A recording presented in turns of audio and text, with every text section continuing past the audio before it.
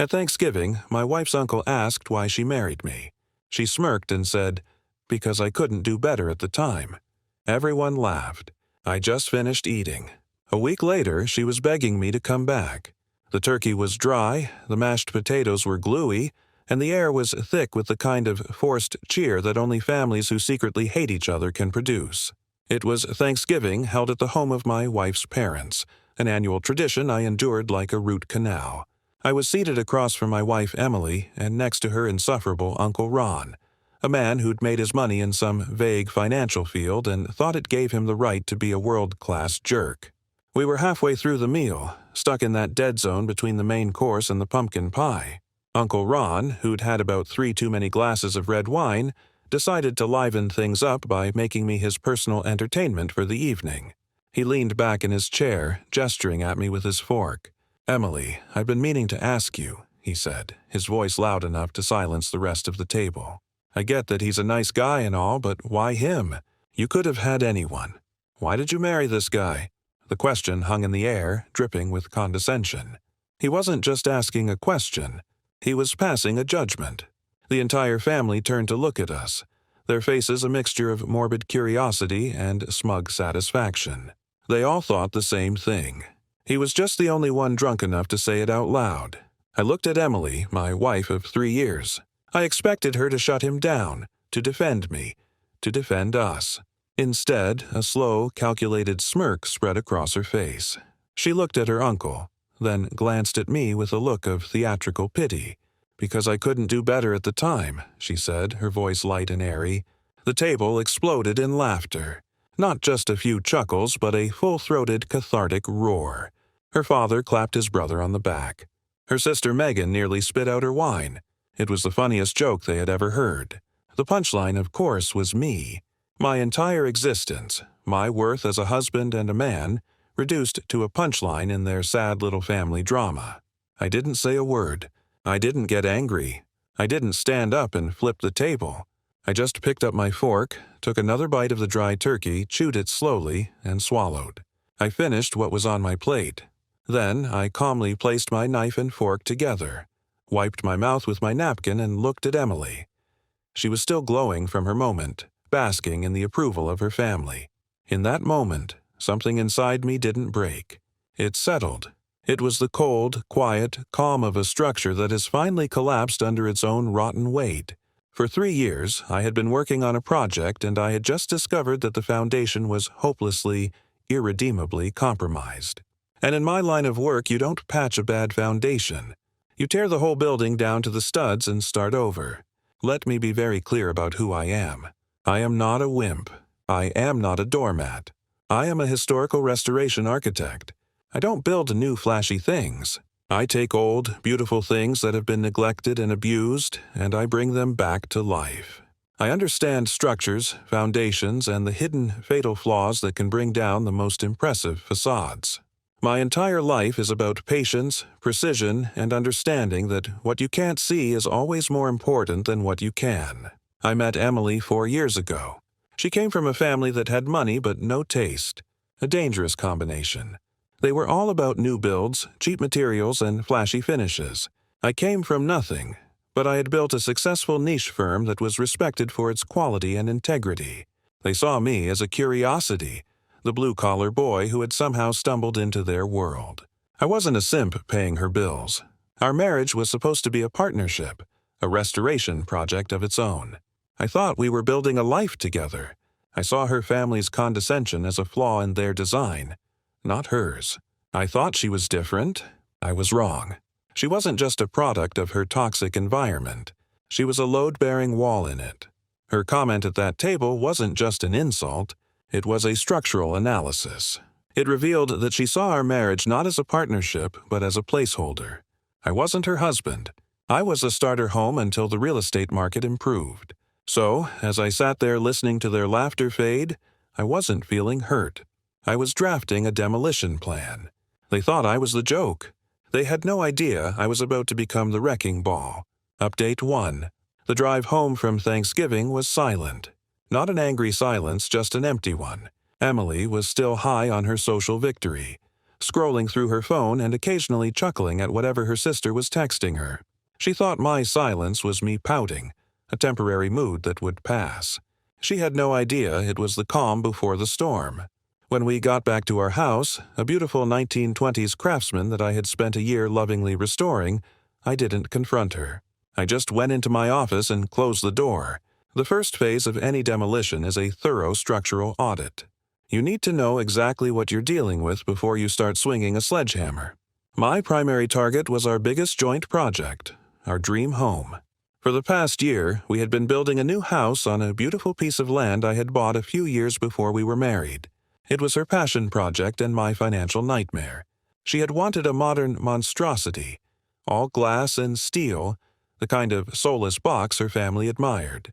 The budget had spiraled out of control, fueled by her constant demands for more expensive materials and last-minute design changes. The entire project was a monument to her entitlement. I had been funding the entire build. The land was in both our names now, a concession I had made in the spirit of partnership. But every single dollar that had gone into the construction, the contractors, the materials, the permits, had come from my business account. I spent the next 2 hours going through the financials. I had a complete itemized record of every single transaction. The total so far was just over $800,000. But as I dug deeper, I found the rot. For the past 6 months, there had been a series of overages and discretionary material fees paid to a vendor I didn't recognize. The payments were small at first, then grew larger. They were all approved by Emily. I did a quick search on the vendor. It was a shell company, and its registration address was a P.O. box. A P.O. box that was linked to a single name, Megan, Emily's sister. It took me another hour to unravel the scam. Emily and her sister had set up a fake vendor account. Emily would approve inflated or completely fabricated invoices for the house build, and I, trusting my wife, had been paying them. The money was being funneled from our construction fund directly into a secret bank account. I hacked into the account, a skill I've picked up over the years from dealing with shady contractors, and found a complete record of their little scheme. They had skimmed just over $65,000. The account statements also showed what they were spending it on, a failing online boutique that Megan had started a year ago. This was the fatal flaw in her design. This wasn't just disrespect, it was fraud. This was the leverage I needed to bring the whole rotten structure down. The next morning, while Emily was at a spa day with her sister, presumably celebrating their Thanksgiving triumph, I began the demolition. My first call was to the general contractor on the new house, a man named Dave, who I had worked with for years. Dave was an old-school guy who valued honesty and craftsmanship. I told him I had discovered a significant financial discrepancy in the project's billing and that I was putting an immediate and indefinite hold on all construction. I told him to pull his crews off the site and that no further invoices would be paid until a full audit was complete. Dave, who had been complaining about Emily's constant changes for months, was more than happy to comply. My second call was to the bank that held the construction loan. I informed them of the same financial discrepancy and the potential for fraud. The bank, in a predictable fit of risk management, immediately froze the account and launched its own investigation. The primary source of funding for Emily's dream was now locked down tight. Next, I dealt with our personal finances. I went to my bank and opened a series of new accounts. I transferred every penny of my personal and business funds, leaving our joint accounts with a balance of exactly zero. I then called the credit card companies and had Emily removed as an authorized user on all my accounts. With the financial firewall in place, I prepared my final attack. I put together a dossier. It was a clean, professional audit of Emily and Megan's little boutique. It included the evidence of the shell company, the fraudulent invoices, the bank statements from their secret account showing the $65,000 they had stolen, and a business analysis showing that the boutique itself was a financial disaster, losing thousands of dollars a month. I didn't send it to the police. Not yet. I sent it to a single, carefully chosen target, Uncle Ron. I knew from listening to Emily's conversations that Ron was the primary investor in Megan's boutique. He had put up $100,000 of his own money, convinced it was the next big thing. I sent the dossier from an anonymous email address with a simple 2-word message. Your investment, the traps were set, the charges were planted. The beautiful facade of Emily's perfect life was about to be blown sky high, and she was still at the spa getting a pedicure, completely oblivious to the fact that her world was about to end. Update 2. The first detonation occurred less than 12 hours after I sent the email to Uncle Ron. I was at home making myself a proper steak dinner when Emily came home. She was in a foul mood. "The strangest thing happened today," she said, throwing her purse on the counter. "My card was declined when I was paying for the spa, and Megan's was too. We had to call Mom to come pay for it. It was so embarrassing." I just looked at her. "That is strange," I said, and went back to my steak. She was about to launch into a full-blown complaint when her phone rang. It was her father. I couldn't hear what he was saying, but I could see the color drain from her face. Her expression shifted from annoyance to confusion to pure, unadulterated panic. She kept saying, "What are you talking about? I don't understand. What email?" She hung up the phone, her hand shaking. Uncle Ron just called Dad screaming. She whispered, he said we stole from him. He said the boutique is a sham." She looked at me, her eyes wide with dawning horror. "He knew, Adam. He knew about the invoices." I just took another bite of my steak. "That's a serious accusation," I said. Before she could process that, her phone buzzed again. It was a text from Dave, the contractor. "Emily, just confirming that all work on the house has been suspended indefinitely per Adam's instructions. The site is now locked down." She stared at the text, her mouth opening and closing like a fish. "Suspended? What does that mean? Why would you do that?" "There are some financial irregularities that need to be investigated," I said, echoing the words I'd used with the bank. "I can't in good conscience continue to fund a project that is so clearly compromised."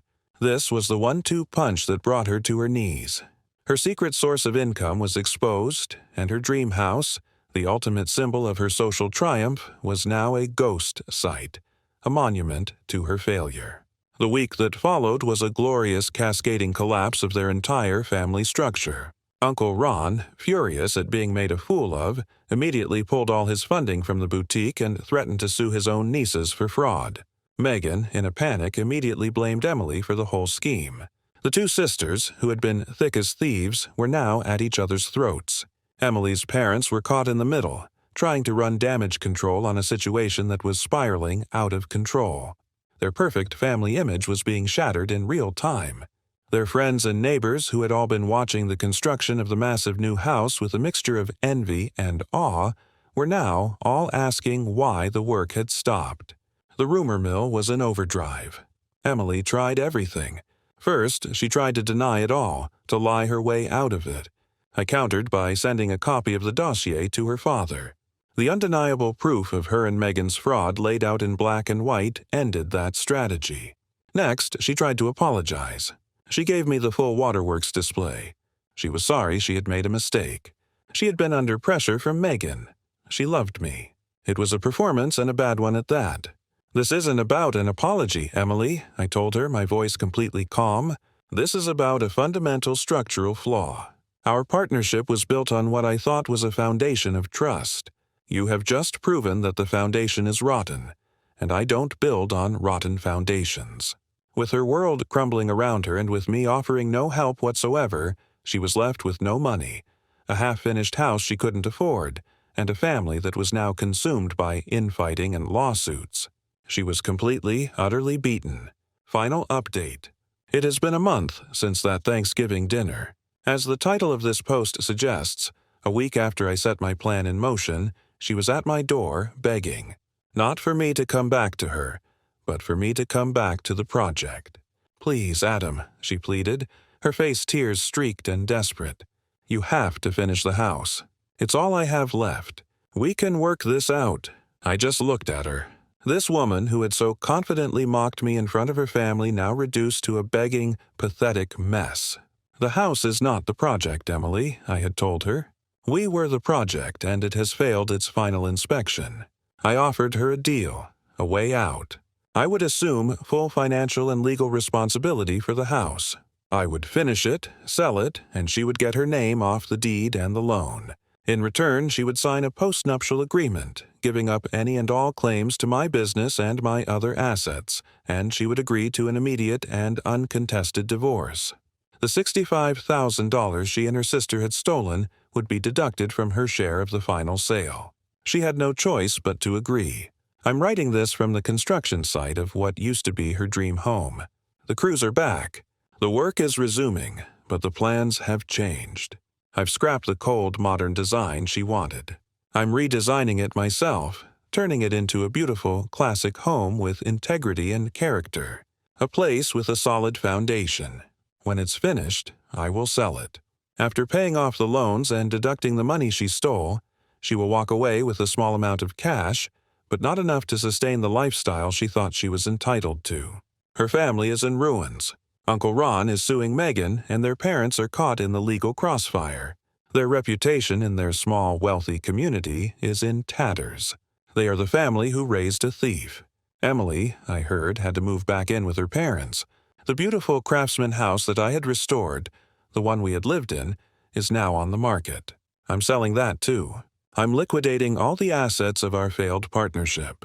My revenge wasn't a single explosive act. It was a careful, methodical demolition.